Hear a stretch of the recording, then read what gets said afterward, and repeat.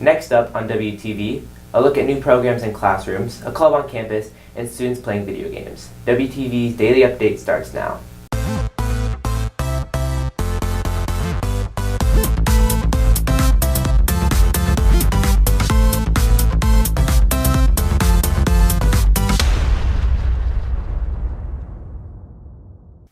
Good morning, Red Hawk Nation. Today is Wednesday, May 8th, and I'm Cooper Ragle with today's Daily Update, brought to you by Wingspan TV.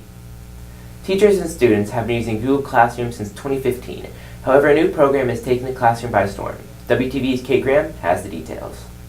Google Classroom is used almost every day in every class, but it will only be used for one more year because Frisco ISD schools will be switching to Canvas in the 2020-2021 school year. Canvas is it's a learning management system, so it's basically a repository for all your teachers to put all of your documentation, all of your coursework, keep track of your quiz grades and things like that. It's what you use in college actually when you get there.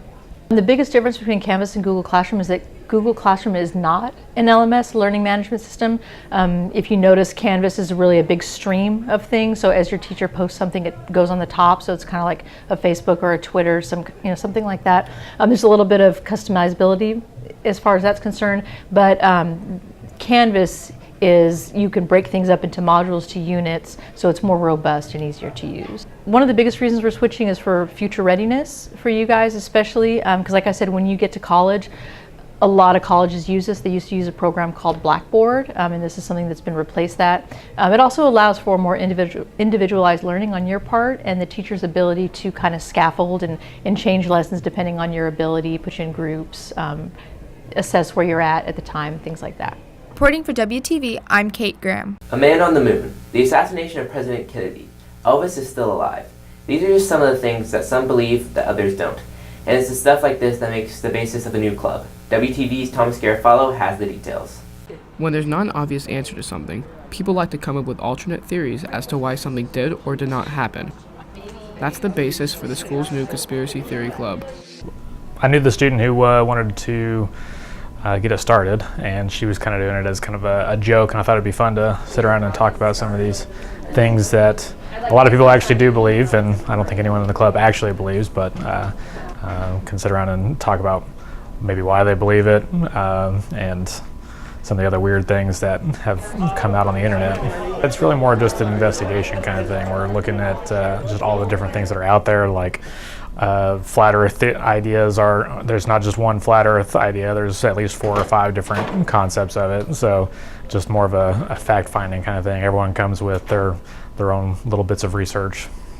For students such as Molly Lames, conspiracies are enjoyable to learn about. Because I enjoy conspiracies. I mean, we've been talking about it in Lang when I was a junior, and we did a presentation over the phantom time hypothesis, and so that really got me into conspiracy theories. We kind of just talked about like which conspiracies we, I guess like the coolest ones we've seen, and like which ones we think might actually have some kind of merit. Reporting for WTV, I'm Tom Garofalo. Spotting someone using their phone is very common. However, seeing students with gaming devices is a little more rare. WTV's Bilal Rahman has the story. While there aren't usually lots of gamers outside of gaming clubs in school, there is still a handful of students who choose to bring their video game devices to play with others, usually around the time of advisory or lunch. Freshman Shreya Suresh is one student who decides to bring her gaming device, in which she enjoys playing with friends this way. I think people bring their video games to school because it's just so much more fun to play with other people as opposed to playing by yourself. Some people may not have the opportunity to play with others at home, so bringing their gaming device to school gives them the ability to connect with others that play the same stuff. There's so much more fun to play with other people, and it's also kind of a way of expressing yourself. Video games also help so many people bond with others easily who have the same interests as them, making it easier to make good friends. That's the same reason why I bring my video games to school, so that I can have fun with everyone around me. Reporting from WTV, I'm Bilal Rahman. Unlike any other unit, English 2 has an immersive way to teach its students about Shakespeare's timeless play, Julius Caesar. WTV's Yajat Shirpakar has the details on why this unit is different. Julius Caesar is one of Shakespeare's classic tales, written more than 400 years ago, about a powerful leader coupled with betrayal. It's a tale that appears to be timeless. The reason why it's significant is because of the different themes and concepts that are being discussed within the play. There's stuff dealing with betrayal, government, different speech patterns, and how do you convince and persuade people to do what you want to do. It gets us the opportunity to kind of show how good speakers and good writers really persuade their audiences to get them to do or say or feel what they want them to say. So a lot of it has to do with our ability to show first-hand knowledge and first hands-on experience of ethos, pathos, and logos, and how all of those rhetorical devices are used to convince an audience. This year, all the 10th grade students will be watching the play for a different type of learning experience. So for Julius Caesar, by actually watching the play and actually reading as a class, lets me understand and gives me more context clues and stuff about it. And so as reading as a class with your peers and everyone, it just really helps because it helps me to understand and discuss it if I'm actually confused about something.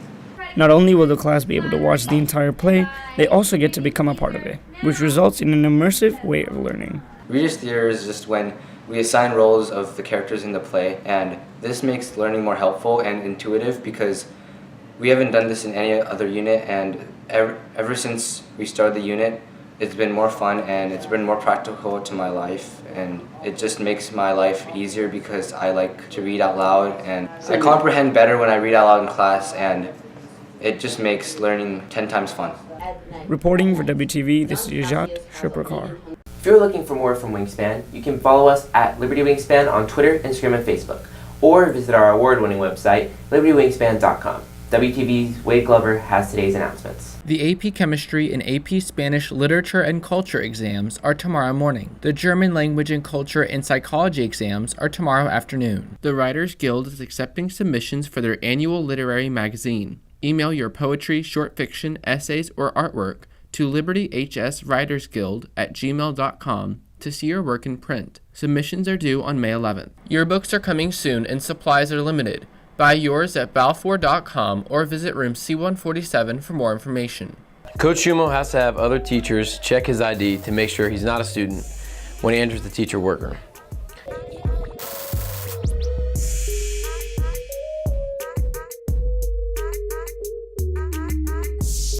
That's it for today's daily update. This is Cooper Ragle for Wingspan TV.